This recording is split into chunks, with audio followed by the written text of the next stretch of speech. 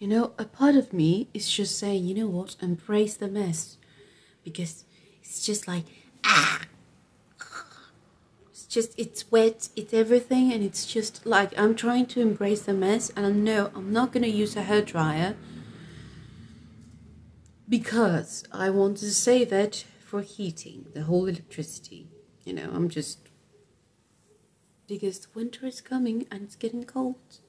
And today I got a shower and still not dry because the weather is wet and I hate wet weather. It's just, and I look crazy. Let's just embrace the crazy, okay? Let's get into it.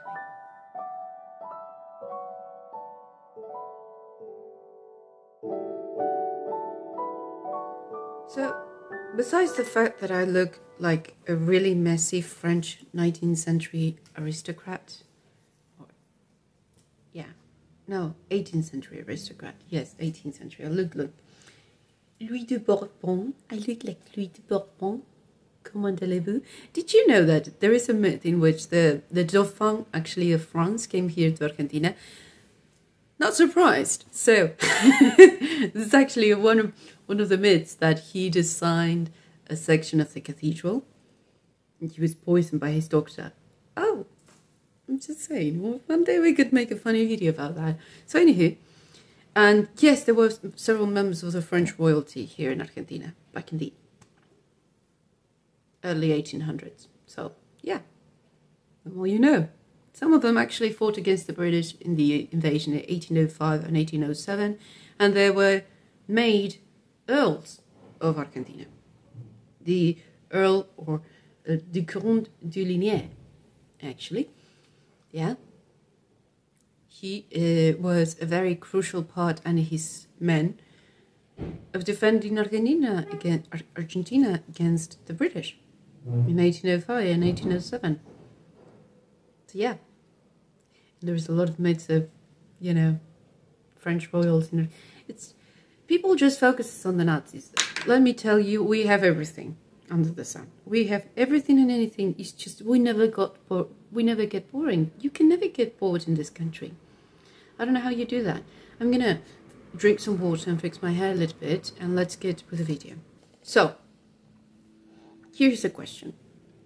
Everyone talks about the 5 love languages and how words of affirmation, physical touch,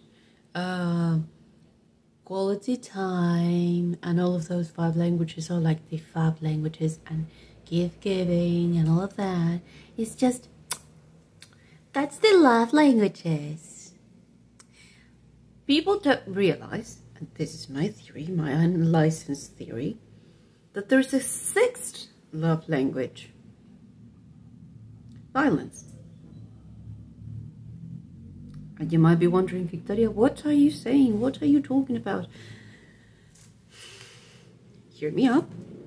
There's a reason why this fantasy exists in the modern construct of love.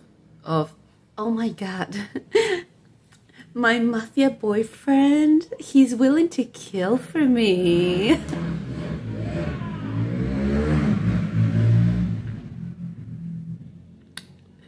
Oh my God, the alpha is willing to go to war. The amount of spicy novels and telenovelas that are coming into my YouTube feed are astonishing. Like, what kind of reader do you think I am? Oh my God.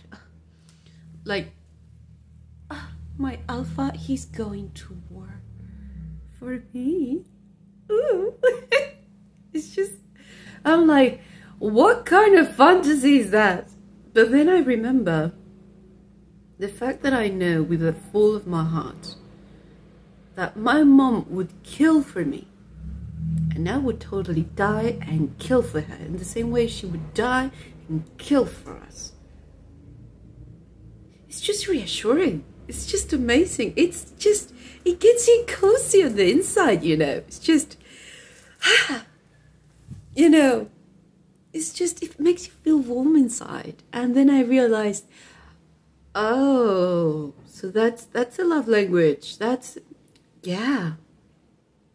Like, for example, every time my brother would get bullied, I would get something like, ah! Like, a different side of me would come up, and they were like, you're gonna die.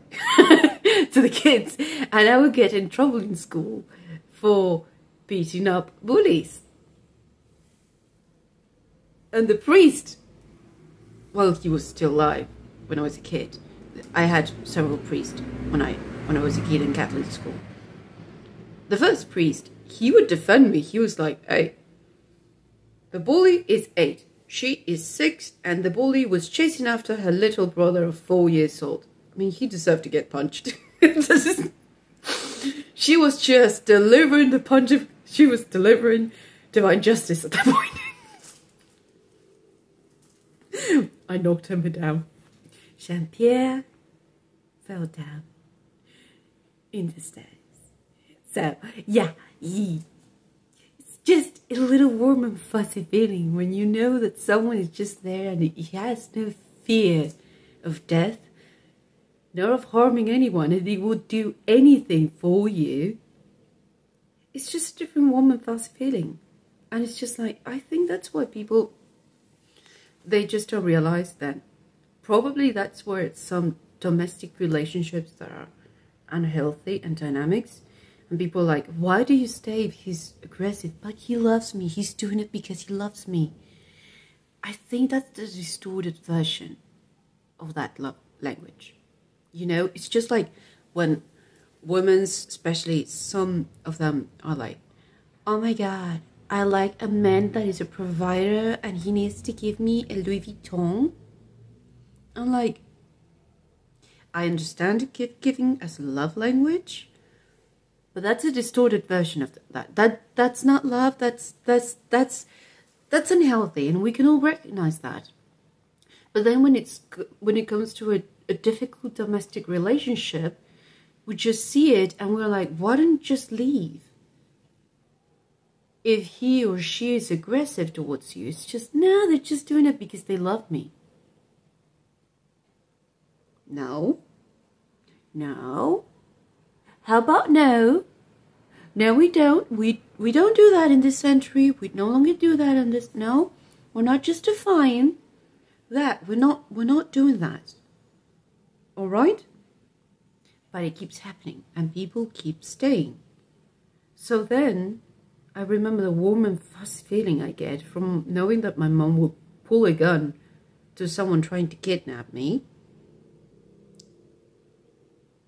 It happened. A revolver, actually. She pulled it from her fanny pack. Leave my baby alone. I love my mom. And knowing I would do the same for my baby brother. Or I have myself, when my dad was really violent and he would try to kill her and my baby brother, there were many times in which I was afraid. I grabbed myself a knife and I was sure I would do anything for my family. I just knew it in my heart. So yeah, it's a love language. We just haven't processed that because we tend to see the distorted version of it. But there is a healthy version of it. A healthy version in which you're just willing to do anything for your loved ones. And that's why we tend to love characters and we tend to sympathize with people who do anything for their families. Because it's a love language. We just haven't processed that. I think we're not ready to see that as a truth. But the moment we realize about that, and that we realize that that is a need in our human nature, to know that somewhere out there in this lonely world of ours, someone will care enough about us to do the unthinkable for us. It's just different. It's just, you know, and if you've never felt that, I'm so sorry you've never been loved. I'm so sorry. You don't have people that love you, really. Is that like there was a Latina man, for example, I think it was in Mexico or was in Colombia. I don't remember.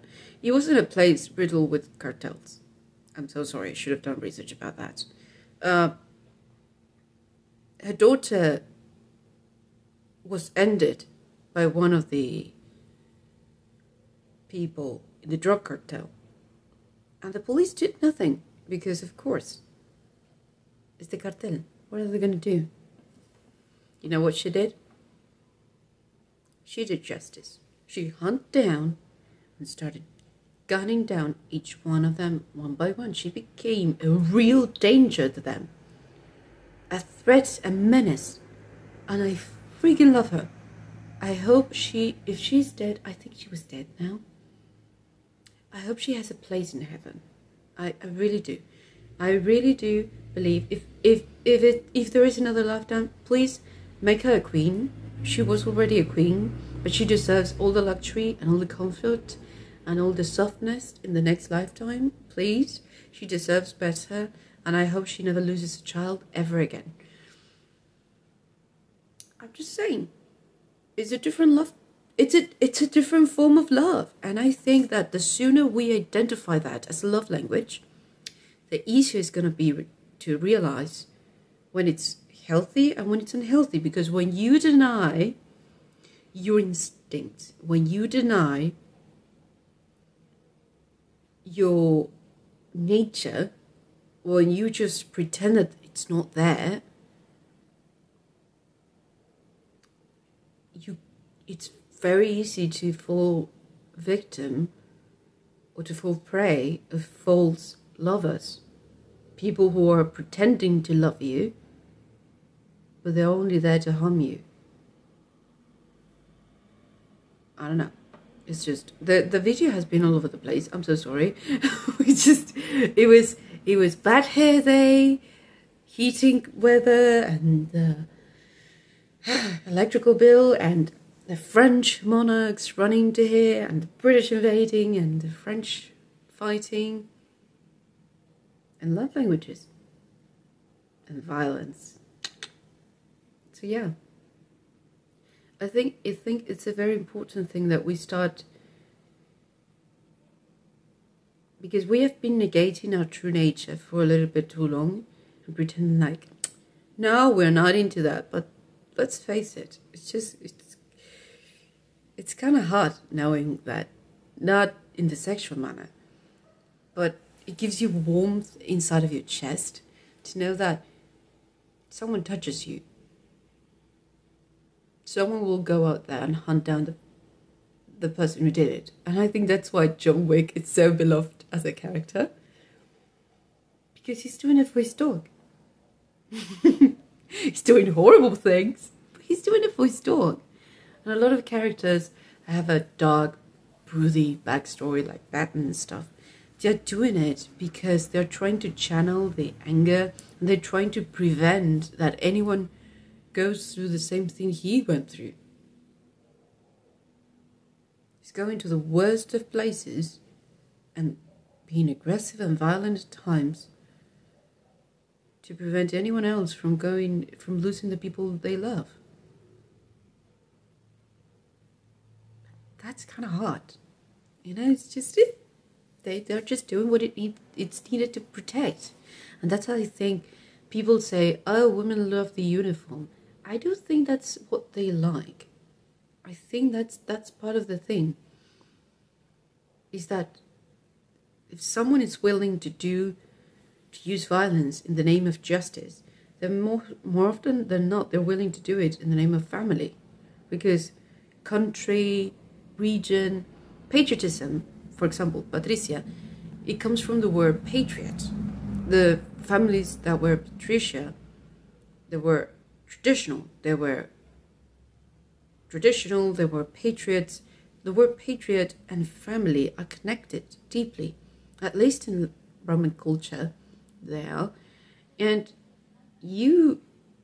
one of the things my mom told me about war is that you don't hate the other party, more often than not. I mean, sometimes you do. Some people deserve to be hated. But you're just trying to do what's best for your people and your family and your community. Not that you hate the other guy, it's just war sucks, you know, it's just, yeah. So I guess that the thing that people are attracted to when it comes to soldiers and police officers is not the fact that they're aggressive or the uniform, maybe, because anyone can wear a suit, but not everyone is willing to do anything and everything for what they believe and to protect and serve those that they cherish. You know what I mean? And that's where the love language of violence enters the chat. And it's distorted when that violence is turned towards the weak instead of towards the enemy, which is someone attacking your house. And it's a very primal part of our brain that it's from the time period in which, man, we need a lot of protection from animals, from people. I mean, even to this day, we might need protection from both, you know? It's just, yeah. And you need a hero sometimes. And it's just, I think that's the part of the brain of people that activates when it comes to protection. You know? And I think that's something we need to make peace with in order to be able to accurately distinguish healthy from unhealthy. I think that's something we should ponder on. So yeah, here's my unlicensed theory. I hope you have liked it. I'm pretty sure it will make you think. Yeah. Till next time, I wish you nothing but the best, and I hope your family is safe and sound. And if not, you can always run away to Argentina. Just like the French did. And everyone did. Yeah. Till next time, I wish you nothing but the best. And yeah, I hope you're staying safe and sound. And thank you for your time. Till next time. Bye-bye.